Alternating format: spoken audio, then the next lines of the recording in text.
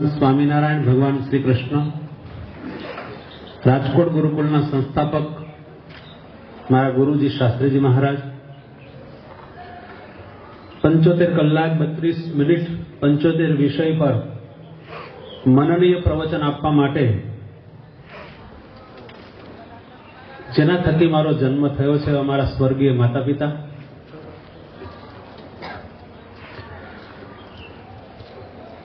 Stage પર વિરાજમાન સર્વ ગુરુઓના ગુરુ એવા શ્રેષ્ઠ મંચસ્થ મહાનુભાવ, શિક્ષકોમાં શ્રેષ્ઠ એવા આપ સર્વે વિદ્યાર્થી મિત્રો અને પરિવારજનો તથા મહેમાનો,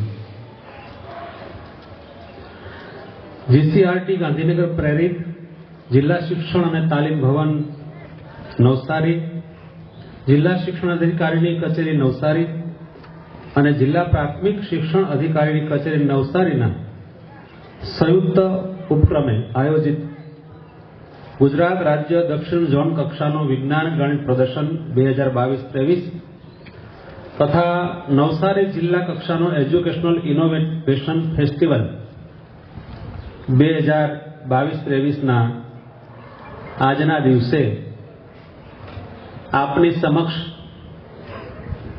માં સરસ્વતીથી જે શબ્દો મળ્યા છે અને જે વિચાર, વર્તન, વ્યવહાર અને અનુભવો મલ્ટિપલ ક્ષેત્રે મારા જે છે એ આપની સાથે શેર કરવા છે.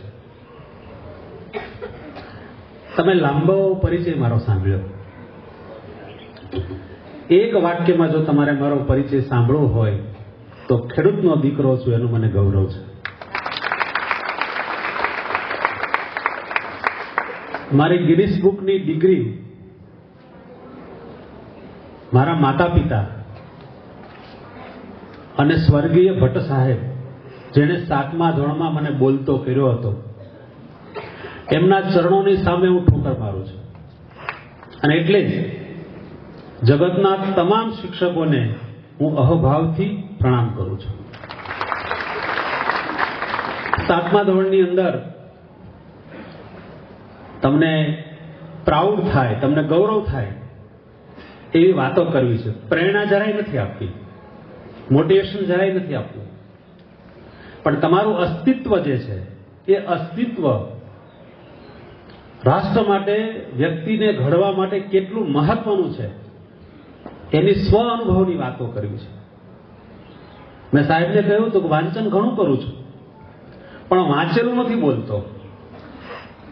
અભ્યાસ ઘણો કર્યો છે, સર્ટિફિકેટ ઘણા મળ્યા છે, અને હું જોઉં છું સ્નેહ મિલન સમારોહમાં કે શાળાના ફંક્શનમાં જાઉં છું, 99%, 98%, 97% વિદ્યાર્થીઓ લાવે અને એપ્રિસિએશન કરવામાં આવે શિલ્ડ દ્વારા. પણ એ વિદ્યાર્થી સ્ટેજ ઉપર જ્યારે શિલ્ડ લેવા આવે અને એ 90 કાટ ખૂણે વળીને શિલ્ડ આપનારના ચરણ સ્પર્શ ન કરે ત્યારે મને શિક્ષણ ધૂળ સમાન લાગે છે. હું જોઉં છું કે આ દેશને માત્ર ટકાવારી વાળા વ્યક્તિઓ નથી જોતા, આ દેશને સમર્પિત થાય અને વાંકા વળીને નમી શકે, સેલ્યુટ કરી શકે એવા યુવાનોની અને એવા બાળકોની જરૂરિયાત છે. મારે તમને એ વાત કરવી હતી કે જ્યારે આ વિદ્યાર્થીઓ અમારી સામે આવે છે, અમારા મા બાપ અમને એમ કહેતા, અમારા શિક્ષક અમને એમ કહેતા કે પગે તો લાગ. તમને ખબર છે અત્યારે ઘણી બધી મિક્સ વાતો હશે. મારે તો તમને ઇનોવેટિવ ટેકનોલોજીનું મહત્વની વાત કરવાની છે, પણ કઈ ઇનોવેટિવ ટેકનોલોજી? આપણે એવું માનીએ છીએ કે કોમ્પ્યુટર સાયન્સ, પ્રયોગ, આ બધા કંઈક અલગ છે. વહાલા ગુરુજનો, હું ક્યારે તમને શિક્ષક નહીં કહું. એકદમ નોર્મલ વ્યક્તિ તરીકે મારા કોઈ પણ ઉપાધાન ને મારી કોઈ પણ ડિગ્રીઓ વગર હું તમારી સાથે એક વિદ્યાર્થીની રૂપમાં, એના એક જીવમાં હું આપની સાથે ચર્ચા કરવા માંગુ છું. એક વિદ્યાર્થી શું ઝંખે છે આપણી પાસેથી? તમે એક કામ કરો, નદીએથી ઝીણી રેતી ભરી આવો તગારામાં. મારી માં નાનકડી હશે, ત્રીજા ચોથા ધોરણમાં બિચારી, એ નદીએ રેતી ભરવા જાય, ઝીણી તગારું ભરીને આવે. શિક્ષકની ભૂમિકા વિશે થોડી વાત કરું. અને એ મારી માં જ્યારે રેતી ભરીને આવે, એની બીજી બેનપણીઓ હશે નાની નાની, એ પણ જતી હશે. પછી એનો શિક્ષક જે છે ને, ગુરુ એના, એ રેતીને ચોરસ સ્લેટ બનાવે. ટાઇલ્સ તો હતી નહીં, ફળિયું શાળાઓમાં હોય ઓરડામાં, અને એના ઉપર એ શિક્ષક એ નાનકડી દીકરીનો હાથ પકડીને એકડો કરાવે આંગળીથી. મને ગૌરવ છે, હું એવી માનો દીકરો છું કે જે રેતીમાં ભણી છે.